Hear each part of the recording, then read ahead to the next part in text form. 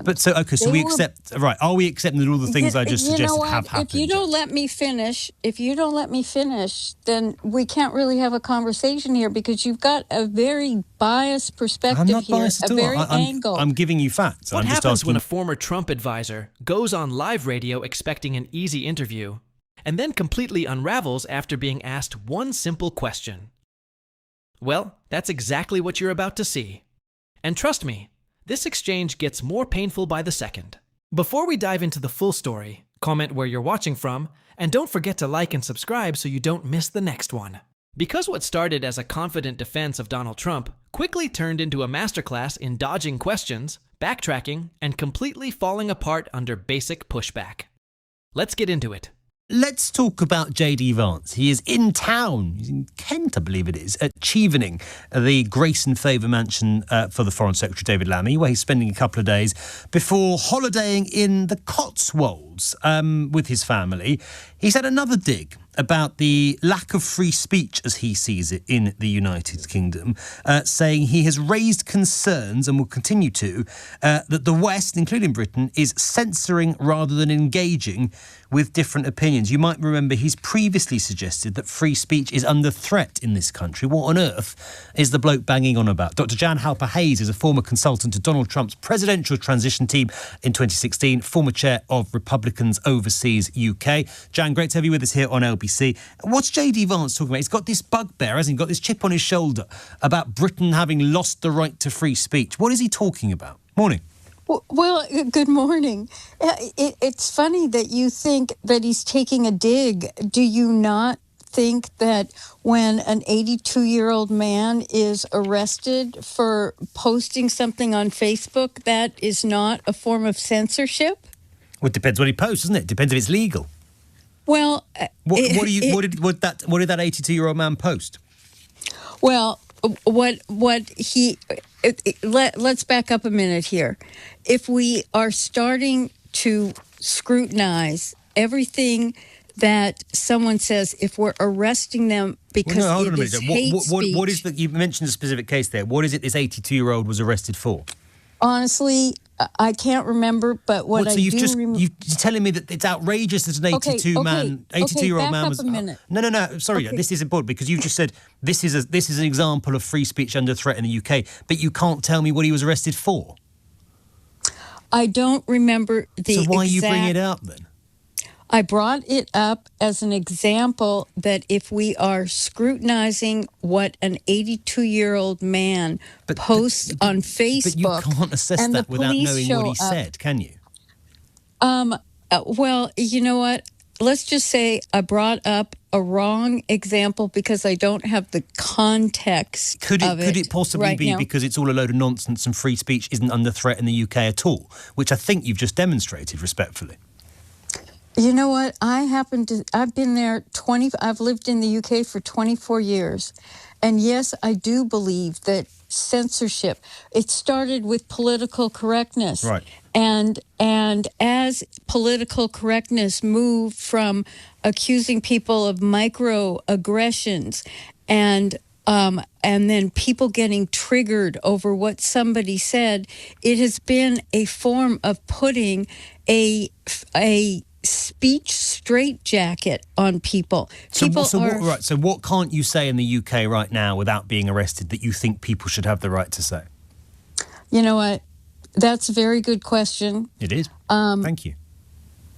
It is. I can't answer that question, and I can't give you an example exactly. But see, what I find interesting. Sorry, Jane. You've given me an example of free speech being under threat. You can't tell me what the person said. Well, I've asked you for one single thing that you can't say in the UK without fear of being arrested, and you can't think of anything. It's because Britain still is a country, compared to the United States, by the way, where free speech absolutely exists and always will. Well, we both see it differently then. But you can't give me any single point of evidence whatsoever to back up your idea. Why don't you give me an example of how free speech still exists and censorship is not there. Because you don't get arrested by the police for saying anything that isn't incitement or hate speech in this country. People are free to express their opinions. People are free to give their views. We do not have a police state in this country, unlike, I might say, the way that the United States is going under Donald Trump. Well, that's interesting because it's not going that way with Donald Trump. It was going that way, and it's now reversing itself. Right. So banning journalists from the White House because you don't like what they've written, demanding the impeachment of judges because you don't like what they've ruled, sacking government officials because they've dared to criticise you at any point in recent years, defunding universities because they're not doing what you do, threatening law firms if they don't toe the party line, defunding media organisations that you think are against you, arresting students because of what they've written on social media, and ramping up checks of people entering the UK to check they haven't posted anything on Facebook that you don't like, doesn't amount to any sort of attack on free speech. That's really twisting things without the specific facts. Examples. You're giving... They're facts. No, you're giving examples the same way I gave the example But you of didn't give any examples, and I've just given you 10. No, you've just given me a very biased perspective. Bias is facts. All of those things have happened. Which of those haven't happened? Have journalists been banned from the White House under the Trump administration? Have journalists been banned, or have they brought in alternative media that presents a different I'm not talking about angle? Have journalists from organisations like the Associated Press been banned by the White House, yes or no? Yes, they have. Right. Have judges been threatened with impeachment because the White House doesn't like their rulings? Yes or no? Let's not do it that way. Let's go back to that. And yes. Why were they? Why were they banned? But so we accept, right, are we accepting that all the things I just suggested have happened? If you don't let me finish, then we can't really have a conversation here because you've got a very biased perspective I'm not here, biased at all. very angle. I'm giving you facts, and I'm just asking whether you recognise that those things are true. No. You know what? It's so interesting. Did we not have a bunch of fake news here? And in the U.S., we did. And why? Why did we have fake news? Because it was biased and it was wrong. And so that is one of the reasons. You're listing 10 things and cutting me off. But then why was the Associated Press no longer welcome? Because they gave fake news that has been proven. But Jen, you coming on the national radio station here on LBC and saying an 82-year-old man being arrested is an attack on free speech without having a clue what he's actually said is not fake news at all.